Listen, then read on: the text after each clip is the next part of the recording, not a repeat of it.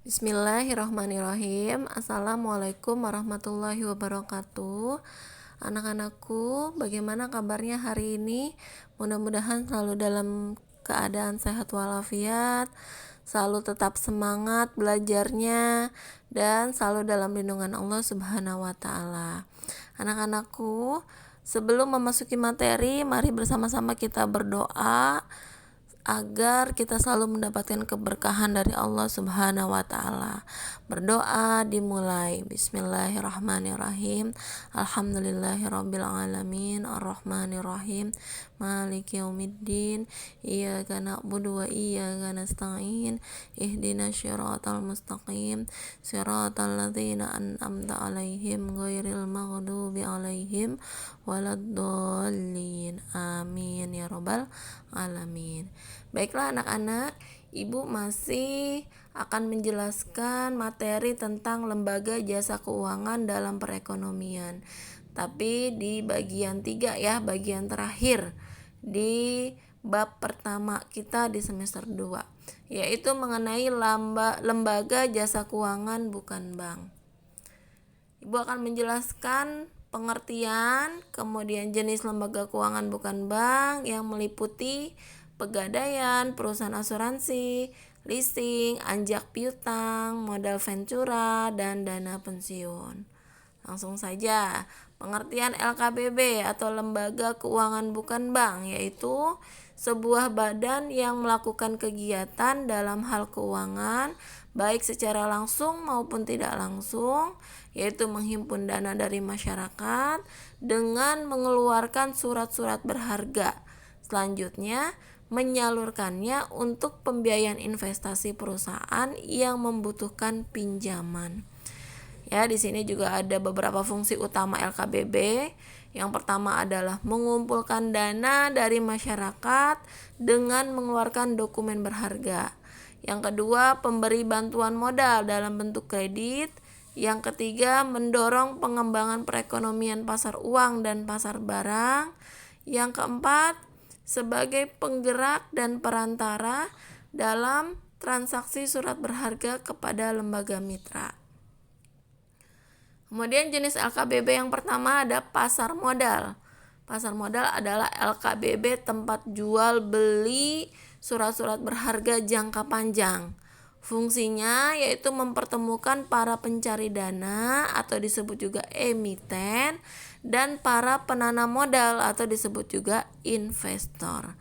Di dalam pasar modal ini kita bisa mengenal kata go public ya, yaitu go public adalah saat perusahaan mulai menawarkan sahamnya kepada masyarakat.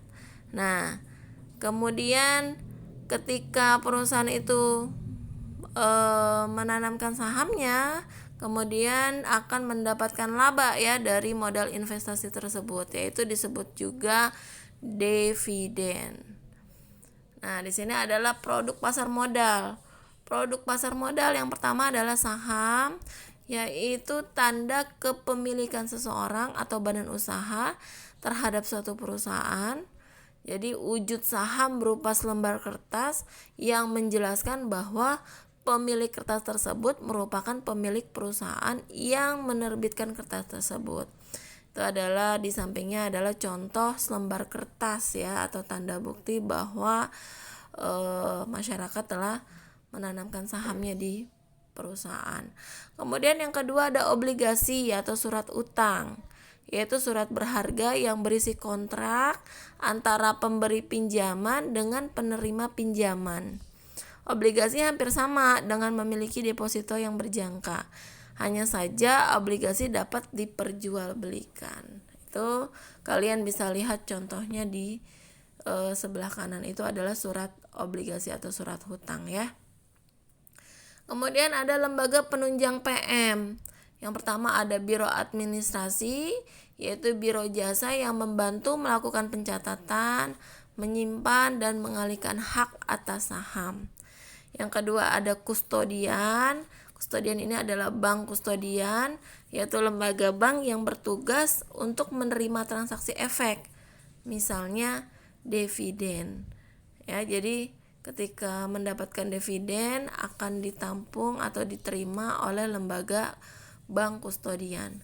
Yang ketiga, wali amanat, yaitu pihak yang mewakili kepentingan pemegang efek, khususnya yang bersifat utang atau obligasi, yaitu bertugas menilai, menganalisa, mengamati atau kemampuan emiten, penasihat investor, dan agen pembayaran.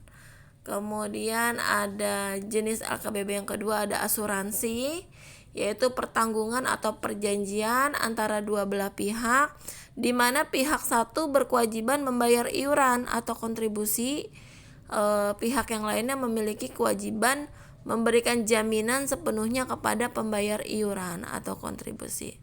Kesepakatannya membantu para pemegang polis untuk meminimalkan kerugian dari kejadian yang tak terduga, biaya kerugian bencana, kebakaran, kecelakaan, dan biaya rumah sakit. Nah, itu adalah contoh asuransi seperti Allianz, Prudential, Adira, Aca, Puri Asih, dan sebagai Askrindo dan sebagainya.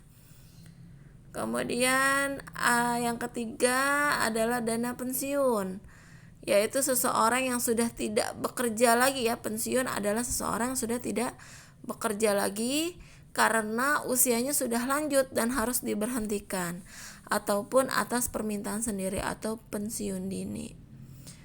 Dana pensiun menurut badan hukum adalah badan hukum yang mengelola dan menjalankan program yang menjanjikan, yaitu manfaat pensiun yang dikenal juga sebagai program pensiun, guna meningkatkan kesejahteraan di masa tua saat tidak aktif lagi bekerja.